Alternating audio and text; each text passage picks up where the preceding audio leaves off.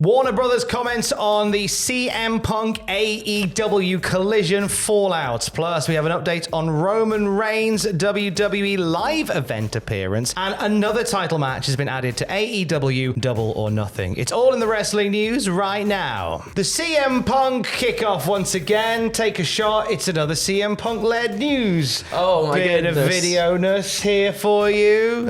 So we had CM Punk comment on the comments made after he wasn't featured at the Collision announcement at the Warner Brothers upfront. So Warner Brothers have even weighed in on this now, haven't they? They certainly have. Warner Brothers Discovery issued a statement addressing the situation, saying CM Punk is not affiliated with TNT's AEW Collision. Now, this comes following CM Punk's name being left in the cache on the Warner Brothers Discovery upfronts yesterday. We talked about that in our first news video this morning, how you could see that it listed like CM Punk and a number of other talent in bullet points for what was being announced. And then when it was when another email was sent out, that name had gone. Yes. But the internet cache never lies, sadly. You can clear your cache, but it might get you in trouble still. Dave Meltzer has also confirmed in the last few hours the PW Insider report from last night. This is the one that said that CM Punk and AEW are at loggerheads once more regarding a Steele who Punk wanted to see brought in to be with him on AEW Collision. He found out quite late in the day to CM Punk, according to these reports, that Steele would not be involved in AEW Collision in a backstage capacity. Meltzer says there were people who thought this was the ultimate blow-up and Punk screwed Tony on Tony's big announcement and Tony's big day to WBD. From the WBD side, because nobody from the AEW side has talked about this at all, nor confirmed any of this, from the WBD side, they have said their belief is there will be an attempt to work it out. They are hopeful that they can work it out and it's not a dead deal, this being CM Punk's involvement with AEW Collision.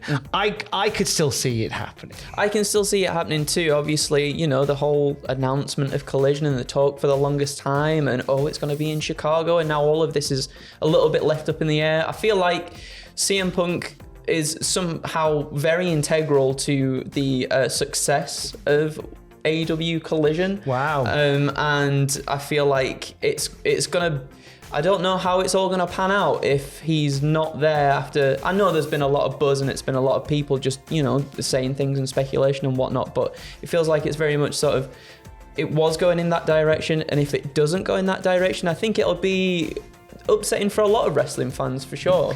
It's a rolling wrestling news beast. Is CM Punk's potential will he, won't he return with AEW for Collision, and one that we will keep an eye on across the coming days at cultaholic.com.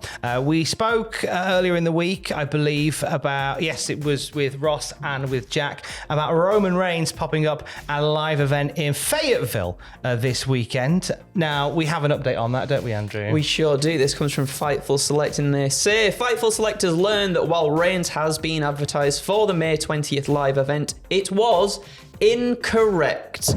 WWE issued Fightful the following statement. Incorrect promotional material was released that advertised Roman Reigns in Fayetteville this Saturday, May 20th. Roman Reigns will not be in Fayetteville. Refunds will be available at point of purchase until 7:30 Eastern Time, the day of the event. Now, there was a lot of buzz about this because it came around the same time as they said that Roman Reigns will be, according to insiders, will be doing an even lighter schedule than what he's currently doing. Yeah. So a live event appearance was very out of left field. It was the same day as well that he was officially advertised for Money in the Bank at the O2. Said that he's going to be a part of both the SmackDown and the premium live event in London. So when that came out as well, obviously there'd been some mix-up. He's not going to be in Fayetteville. So if you bought a ticket to see him in Fayetteville, and that was literally the only reason you were going, WWE say you can get a refund. You will not be seeing other Tribal Chief in Fayetteville. We will be seeing some big movers and shakers across the women's division of WWE. PWInsider.com, in the wake of the draft, have been revealing how the roster stacks up in terms of top baby faces and heels. We've seen the men's division so far. We've even seen the tag teams. But what about the women's division? They've done an in-depth breakdown of the positioning of the women in WWE. They sure have. So this is the babyface side of things for the women. Becky Lynch, Liv Morgan, Raquel Rodriguez, Natalya, Tegan Knox, Candice LeRae, Indy Hartwell, Dana Brooke, and then you got Kaden Carter and Katana Chance there listed as a tag team internally as well. No surprises that Becky Lynch is the top babyface. No, not at all. Amongst that lot, with Liv Morgan being a second place along with Raquel Rodriguez. Yeah. There was a lot of love for Liv when she first won the women's title on SmackDown, and we kind of felt that waver as her title reign went on. But I still believe there's a lot of love for Liv Morgan. I think we can get her back up into that top spot and make her feel like a proper. Not that she didn't feel like a proper challenger for it before. She was just booked really weak, wasn't she? Unfortunately, in those matches with Ronda Rousey. I think if we did it right this time, she could really be like one of the big old top baby faces holding the belt eventually. Already maybe. up there as well, which is love to see. On the heel side of things, Rhea Ripley, Trish Stratus, Piper Niven, Nikki Cross, Zoe Stark, Xia Li, and Emma.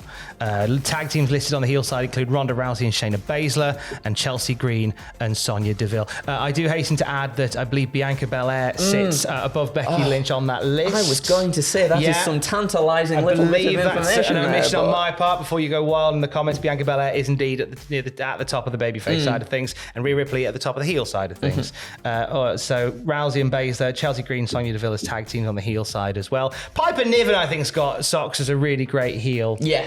Oh, absolutely. Yes. I think without a doubt, I'd like to see that. And Zoe Stark as well is one that I could see on the bubble. I wasn't sure in terms of how they were going to bring her in, whether they would lean back into her being a baby face on Raw or a heel, but certainly the heel side of Zoe Stark is one I enjoyed on NXT before she got called up. Yeah, exactly. And she's been dissing Candice LeRae's weird family as well on WWE TV. So she's mean and nasty, isn't she? Oh, she's a mean and nasty one. From the WWE Women's Division to the AEW Women's Division, in particular, a title match added to Double or Nothing around it. Now, we're going to get into two matches that have been announced for Double or Nothing.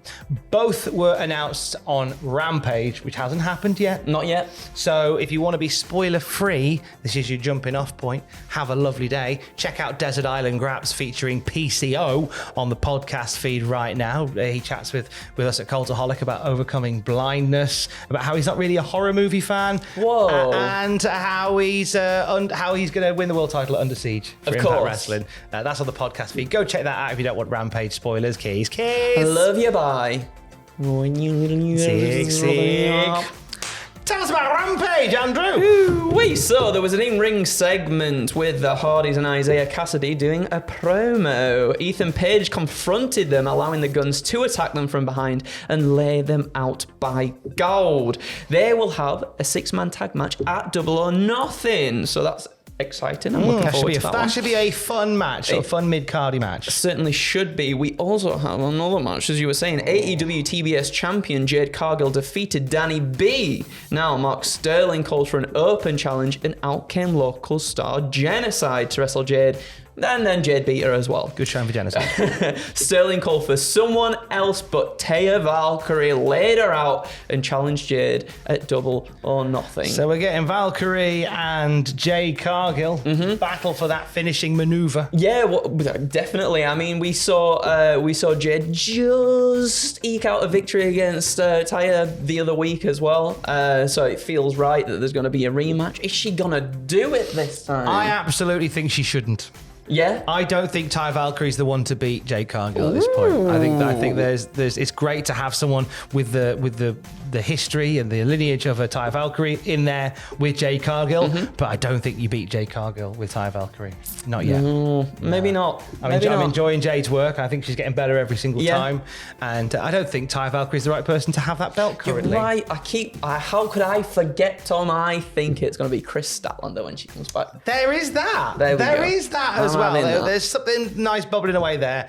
I think Tyre is a roadblock that Jade will burst on through. Yes. Obviously, that's for Double or Nothing next weekend. And for the latest wrestling news throughout the day, you can check out cultaholic.com. Geese. I love you, bye.